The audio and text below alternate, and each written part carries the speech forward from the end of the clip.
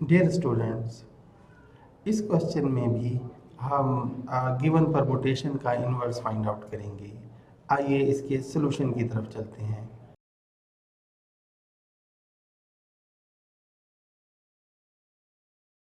Given permutation alpha जो है इसको हम एज इट इज़ ही लिखेंगे।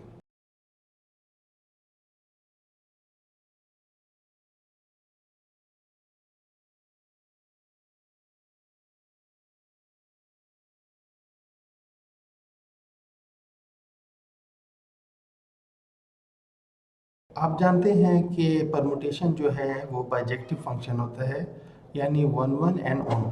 तो इसकी जो फर्स्ट रो है वो फंक्शन की डोमेन को शो करता है और सेकंड रो जो है वो रेंज या को डोमेन को शो करती है।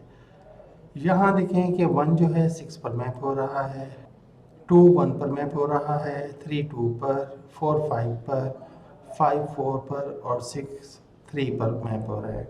इसका इन्वर्स लिखने के लिए हम अल्फ़ा इन्वर्स फाइंड करेंगे और इसका तरीका ये है कि हम फर्स्ट रो को एज इट इज़ लिख देंगे 1 2 3 4 5 6। अब आप देखें कि 1 6 पर मैप हो रहा था, तो इसका जो प्री इमेज है 6 का वो 1 होगा, यानी 6 का प्री इमेज 1 है। 2 जो है 1 पर मैप हो रहा था, तो 1 का प्री इमेज 2 हुआ और 1 का प्री इमेज 2 हुआ। 3 2 पर मैप हो रहा था, तो 2 का प्री इमेज 3 है, 2 का प्री इमेज 3 है। 4 5 पर मैप हो रहा था, तो 5 का प्री इमेज 4 है, 5 का प्री इमेज 4 है। और 5 जो है 4 पर मैप हो रहा है, तो 4 का प्री इमेज 5 होगा, 4 का प्री इमेज 5। और 6 जो है वो 3 पर मैप हो रहा है, तो 3 का प्री इमेज 6 होगा, तो 3 का प्री इमेज 6 होगा। अब आप ये चेक करना चाहते हैं कि क्या आपका आंसर सही है, तो देखिए कि सेकंड रो में कोई नंबर रिपीट नहीं हो रहा है।